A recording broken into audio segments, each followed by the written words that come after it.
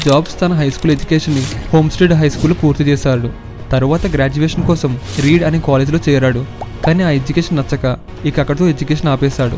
దానివల్ల స్టీవ్ జాబ్స్కి డిగ్రీ రాలేదు. అయితే జాబ్స్ రీడ్ కాలేజ్లో ఉన్న ప్రొఫెసర్ని చూసి క్యాలిగ్రఫీ మీద ఇంట్రెస్ట్ పెంచుకుని రూమ్లో ఉంటూ క్యాలిగ్రఫీ నేర్చుకునేవాడు. ఈ సమయంలోనే స్టీవ్ భోజనానికి డబ్బుల కోసం వాడు పాడేసిన కోక్ బాటిల్స్ నమ్మి వాటితో వచ్చిన డబ్బుతో కడుపు నింపుకునేవాడు. అయితే వారానికి ఒకసారి కడుపు నిండా తినాలి అనే ఆశతో ప్రతి ఆదివారం 7 మైళ్ళ దూరంలో ఉన్న ఇస్కాన్ టెంపుల్కి నడిచి వెళ్ళేవాడు.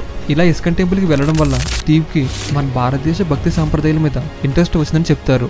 అయితే స్టీవ్కి హై స్కూల్ నాటి నుండి స్టీవ్ వోజ్నిక్ అనే ఫ్రెండ్ ఉన్నాడు. వోజ్నిక్ స్టీవ్ కన్నా 5 సంవత్సరాలు పెద్దవాడు.